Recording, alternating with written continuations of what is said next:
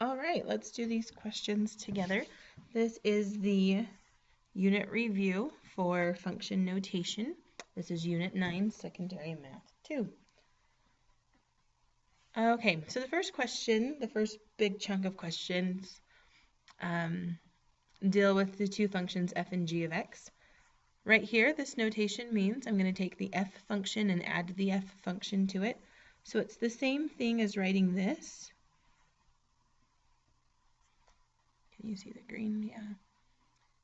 Although you don't have to write this every time, that is what this means.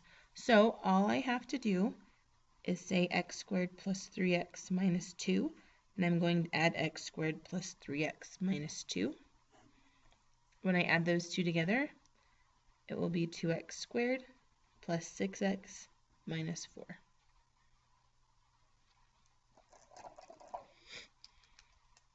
What this means right here is I'm going to take the addition from above, and I will substitute a 4 in for x. So this is the answer to the first part. When I plug 4 in, 2 times 4 squared plus 6 times 4 minus 4, I get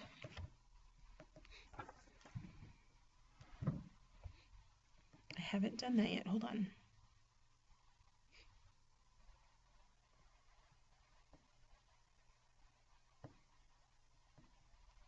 $52. And that's all you have to do. And the next one, this is the f function minus the f function. On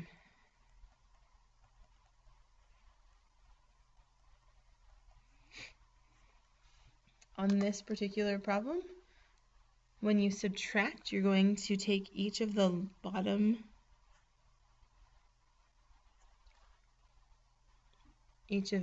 terms on the bottom and change their sign, and then just add them together. So by changing the sign, we are changing it to addition.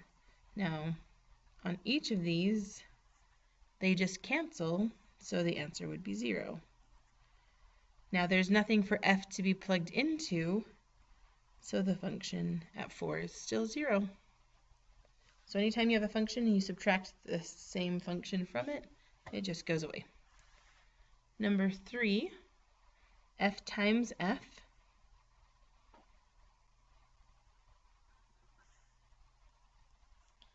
This one's a little bit more involved. I'm going to rewrite it as a multiply, and then I'm going to take this x squared and just distribute it 3 times. I'll distribute the 3x 3 times, and I'll distribute that minus 2 3 times. So you will get x squared times x squared is x to the 4th. You may want to write small. X squared times a 3x is plus 3x cubed. X squared times a negative 2 minus 2x squared. And then you'll move on to the next piece. So 3x times your x squared times your 3x and times your minus 2. I'm going to strategically place these so that the like terms are lined up. So 3x times x squared is 3x squared. 3x cubed, 9x squared minus 6x. And then the last one, negative 2 times x squared would be minus 2x squared minus 6x plus 4. So you'll have 3 rows because there are 3 numbers right here that we distributed. And then you just add the columns together. So x to the 4th plus 6x cubed minus 2 plus 9 is 7. Minus 2 is a plus 5x squared minus 12x plus 4. Now when I plug a 4 into that, so 4 to the 4th plus 6 times 4 cubed plus 5 times 4 squared minus 12 times 4 plus 4. You could plug that whole thing into your calculator as long as you're careful. You get 676.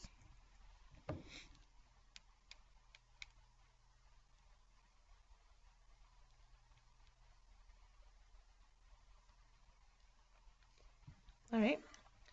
Number 4 is very involved. So we actually skipped it. And we'll do 8, 9, or 8, 12, and 16 deal with what this means. So we'll do problems like this, but not so involved. Jump to number 5. This function, we're doing the f and we're adding the g. So the f function is x squared plus 3x minus 2. The g function is 2x minus 4. We're adding them together, so you get x squared plus 5x minus 6. If I want to plug in a 4,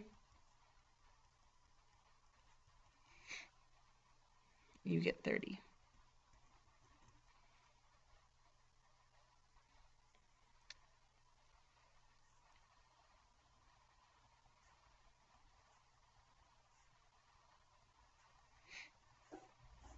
On number 6, we're just going to be subtracting them now. Don't forget, when we subtract, we take that bottom row and change the sign.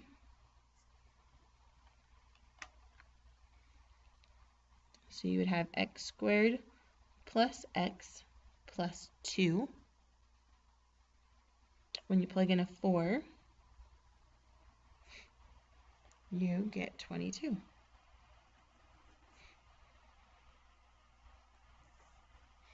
Now we'll multiply them.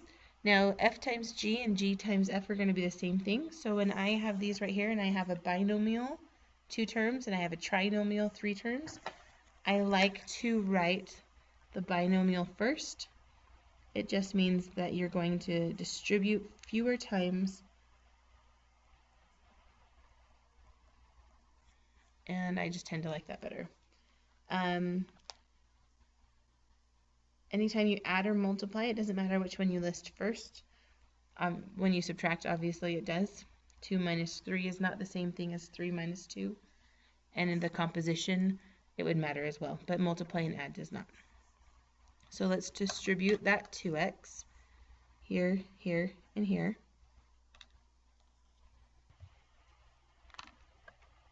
When we distribute those, 2x times x squared would be 2x cubed.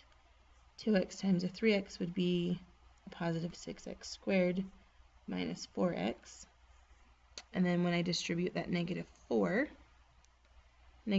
times x squared is negative 4x squared. Negative 4 times a 3x is negative 12x.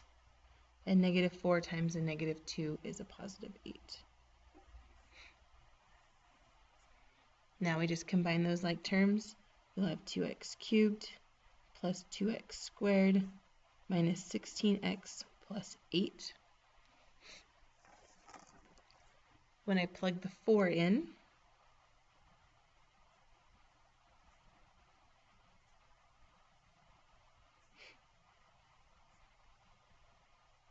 I get 104.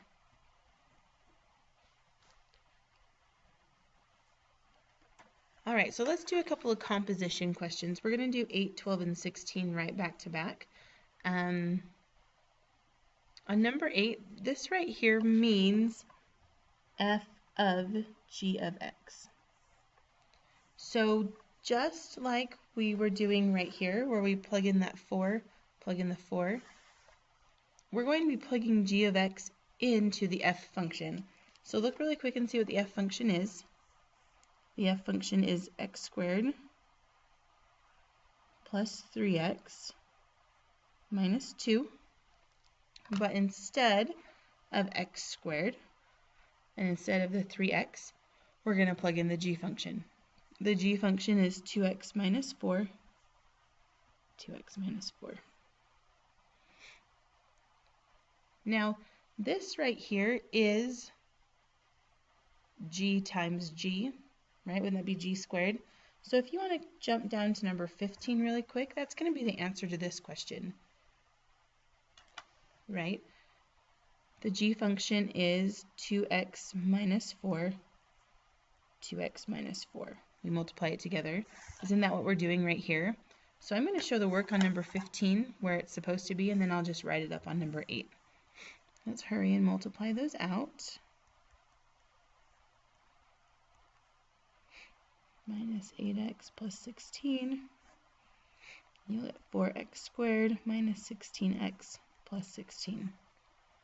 So that was quick. While we're here, let's just go ahead and plug the 4 in.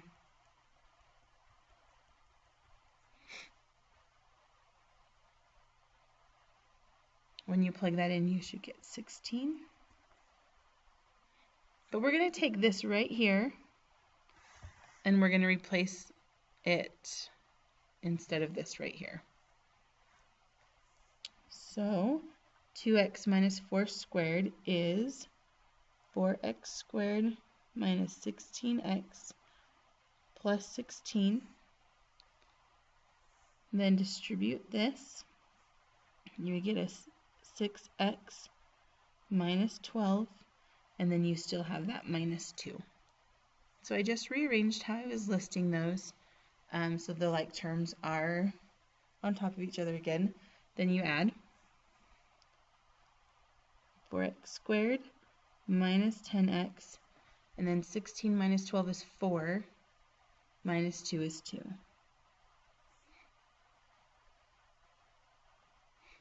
And then all you would have to do is plug the 4 in,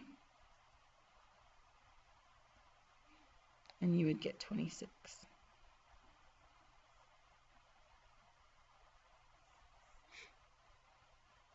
Let's do another composition. So the one before was f of g. The next one is g of f. So I'm going to take the g function, which is 2 times x minus 4, and instead of x, I will put the f function. Didn't leave myself very much room. There we go. And then all you have to do is simplify. This one's going to be a much easier simplify because I'm not squaring anything.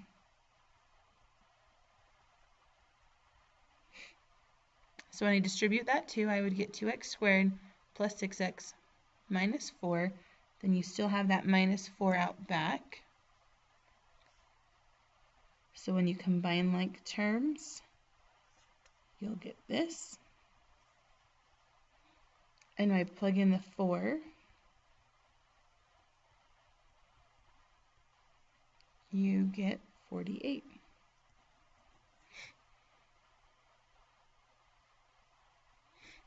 Let's do another one, number 16. So this is g of g. So I'm going to take my g function, and I'm going to plug in the g function.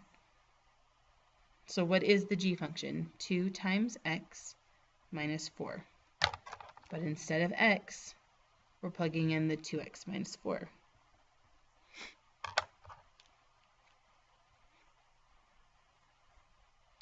So you have 4x minus 8 minus 4, which would be 4x minus 12. If you plug in the 4, 16 minus 4 is 4.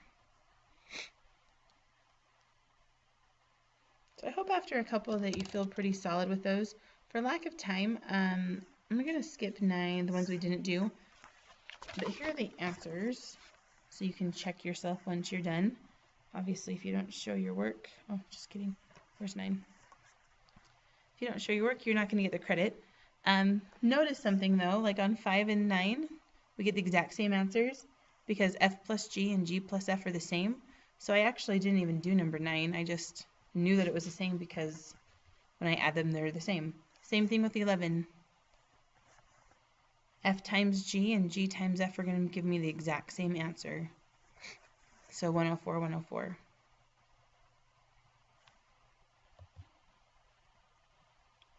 And then here is the answer for number 10. Notice number 6 and number 10 are exact opposites of each other. G minus f and f minus g will just be the negative of each other. And when you plug in the 4, they are also negatives of each other. All right, so hopefully you did okay on the front page. Let's move on to the next one. Each point on the graph is exactly one. Oh, on this question, we are trying to identify if the following is linear, quadratic, exponential, or neither, and tell how you know back that up a little bit. So number 17, each point on the graph is exactly 1/5 of the previous point. This 1/5 right here means that you're dividing by 5 every single time. When you divide by 5, you're going to have a common multiplier.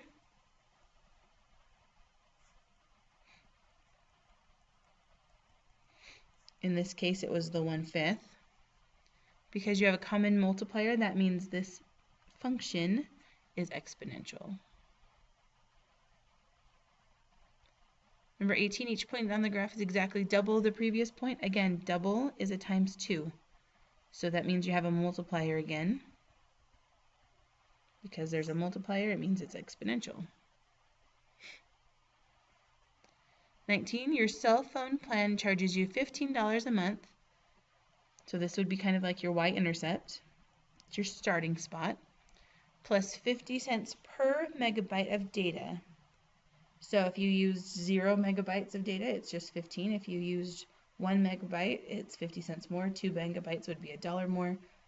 3 megabytes would be $1.50. So every time we're adding 50 cents to the bill. So this is increasing at a constant rate.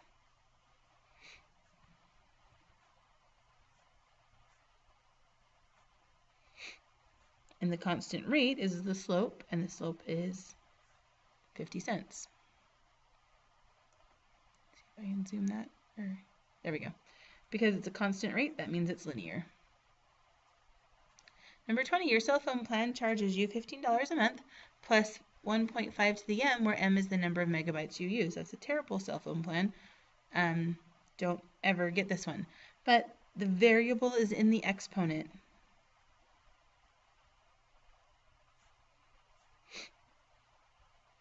Because the variable is in the exponent, that is an exponential. That's the definition of an exponential function, is having that variable in the exponent. Number 21, it's a great question. It looks linear, except for right here, it pings off the axis and comes back. And that is a function that we discussed last unit. It is an absolute value.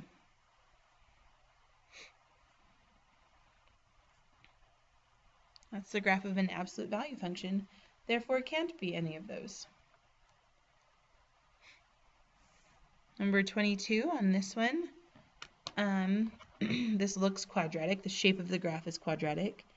If you wanted to show me the points,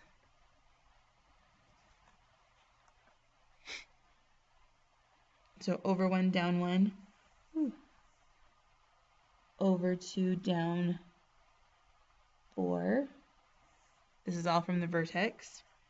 And then this one right here, I am willing to bet it's going to be down 9. And then 9, yeah. So the 149 is another indicator of it being a quadratic. That I would be okay with. It's quadratic because it's a parabola. The shape alone indicates quadratic.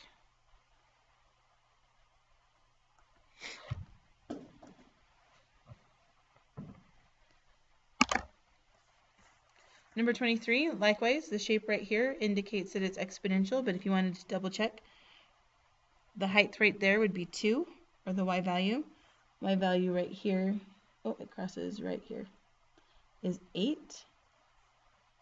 Right here, it looks like it's about 1/2. What's happening between the 1/2, the 2, and the 8? Every time it's being multiplied by 4.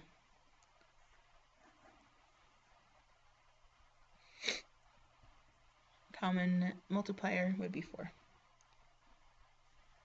24, it's a constant decline, therefore it's linear.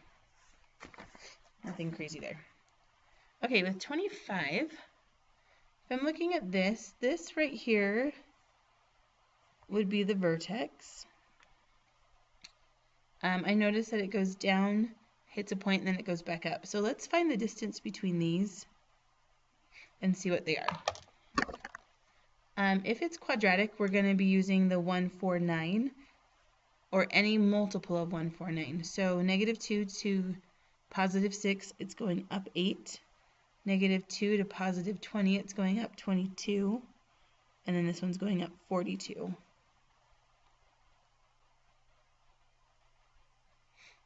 Now if I'm looking at that, if I'm wanting to get the 149 pattern, to get the 8, I'd have to multiply this one by 8. So in order for it to be quadratic, the next one would have to be up 32, and it's only up 22. And then the next one over would have to be up 72, but it's only up 42. So I'm going to say this is not quadratic, but it does go down and then back up, which means I know it's not exponential and I know it's not a line. Therefore, it is none of those. Number 26, if we look at these, it looks like we're just adding one every time, so it's a constant slope.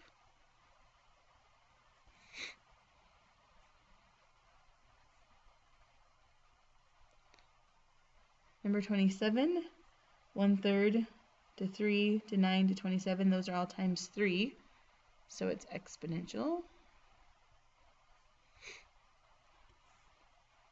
because you have a multiplier. And 28,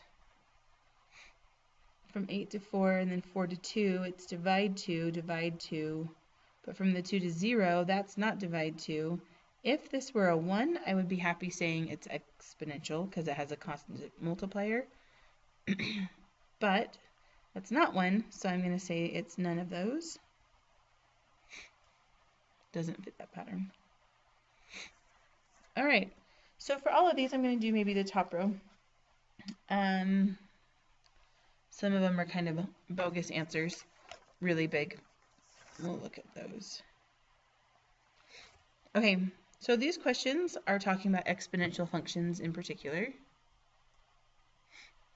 It asks you what the initial value is. That number is always the one that comes before the parentheses, so this is 3. This one, there's nothing before the parentheses. It's a 1. This one, initial value would be 12. This one, initial value is 60. Okay, going back to this one, is it a growth or decay? On this one, you're looking at the number inside the parentheses. If it's bigger than 1, it's going to be a growth. And the factor is going to be 1.29, the growth factor. The next one is 0.3, so it has to be decay because of the 0.3. The next one is growth because of the 1.9, but this right here is going to change things. When I figure out what 1.99 to the 6th power is, my growth factor changes. It's not 1.99. 1.99 to the 6th power is quite large, 62.1. And 32, again, I need that 0.8 to go to the 2nd power. It is decay because it's less than 1. Sorry, my pen keeps hitting the mic, or keeps hitting the camera, so it keeps bouncing. 0.8 squared equals 0.64. So that would be the factor. Now, to find the rate, the decay rate, or the growth rate, all you have to do is find the distance from this to 1. So if I subtract 1, I get 0.29, which is 29%. This one, I have to subtract it from 1, so I get 0.7, so it's 70%. This one's a little bit crazy because 62.1 minus 1 is 61.1. So what percentage would that be? To find the percentage, you always move the decimal over twice, so it would be 6,110%. Seems a little unrealistic, depending on, I guess, what you're talking about. It's a big percentage. This one right here, 1 minus 0.64 is 0.36, so it would be 36%. So hopefully once doing those 4, the next 4 are really easy. But if you want to check your answers, that's what I got for 33. That's what I got for 34 and 35. And 36. All right, last page.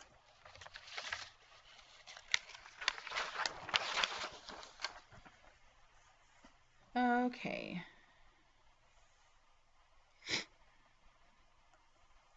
Caesar inherited his uncle's vintage baseball card collection. The total value of the collection in dollars after 2 years after Caesar inherited it can be estimated using this equation. So how much money was the record collection initially worth? It's funny, this is a baseball card question. So how much money was the card collection originally worth? Well, the initial value is $18.50, so $1,850 is how much it was worth. Part B, what is the yearly rate or change? We always check to see if there's a power next to that exponent. There's not. So this is the growth factor. To find the growth rate, we subtract 1, so it's 0.18, which means it's an 18% increase every year. It's a growth because the original number was more than 1. How much would the collection be worth after 10 years? So then we go to the original equation. We plug in a 10. When we do that, we get, after 10 years, baseball cards are now worth $9,682.60. You can kind of use the context of the story to help you decide what to round to. Money can be rounded to do decimal places, so I'm going to. Rabbits, we can't have 0.6 rabbits, so I'm always going to round down on rabbits. Okay, so the rabbit population in a field across from Westlake after 2000 can be estimated using this. Notice there's a 4 here, so we'll have to take care of that somewhere along the line. What is the size of the rabbit population in 2000? So this is the initial value because it starts in 2000. So there were 50 rabbits. This is all very hypothetical. I'm sure there were more. Okay, what is the size of the rabbit population now in 2016? So the first thing you need to do is how many years past 2000 is 2016. So my time is 16. So we plug that in. This, by the way, is a 64% growth rate, which is quite large. So large, in fact, that when you plug it into your calculator, you have 0.28 or 2.8 times, and it says e to the 15. That means times 10 to the 15. That means there are actually not a decimal here and 15 numbers after. That's a really big number. So there were a lot. Don't judge. There's a space between the A and the lot. Someone made fun of me the other day. Part C, if I want to know what's happening in 2018, there was already a lot here, so there's going to be even more if I plug in 18, because 18 is how many years past 2000. When I plug that in, I get 1.47 times 10 to the 17. Still a whole lot of rabbits. And part D, what is the growth rate or the decay rate? Well, to do that, we have to figure out what 1.64 to the 4th is. 1.64 to the 4th happens to be 7.23. That's the growth factor. If I want to find the growth rate, I'll subtract 1. So it is 6.23. If I change that to a percent, it's 623%.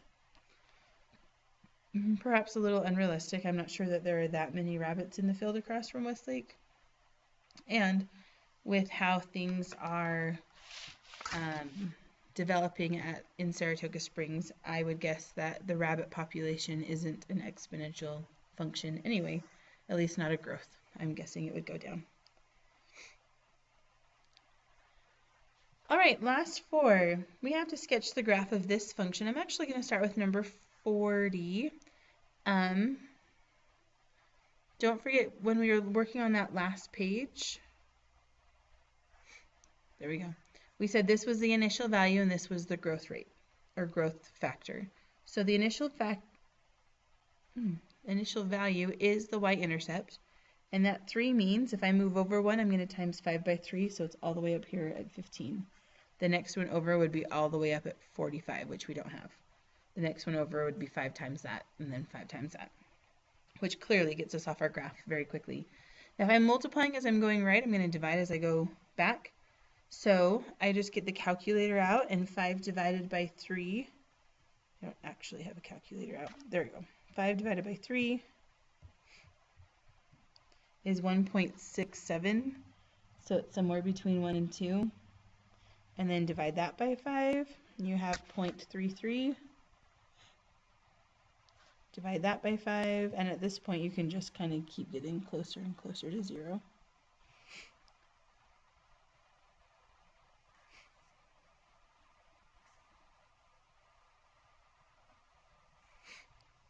Something like that. Ish. Go back to this one. I didn't want to start with this one because there's not a number in front of this, which means if there's not a number, it's really a 1 multiply. So the initial value is 1, and each one after that we times it by 4. 4 is the growth factor. So if I'm starting at 1, times that by 4, I get 4. I'm not adding 4 to it, I'm just 1 times 4 is 4, times 4 is 16, times 4 is 64, which is off our chart. Okay, and then 1 divided by 4 is a quarter, divided by 4 is an eighth, and so on. Just kidding, it's not an eighth, it's a 16th. I was halving it. Regardless, you can't really tell the difference. Just do the best you can. Kind of wobbly in there. It's okay. Next one, initial value is 3. And then everyone after that, we are going to be multiplying by 1/3. Multiplying by 1/3 is the same thing as dividing by 3. So if I'm starting at 3 and I divide by 3, I'll be at 1. Divide that by 3, and a third, and then 9th, and so on, basically 0. If I'm dividing by 3 going right, I need to multiply by 3 going left. So 3 times 3 is 9. Puts us here. 9 times 3 is 27, which is off the graph. So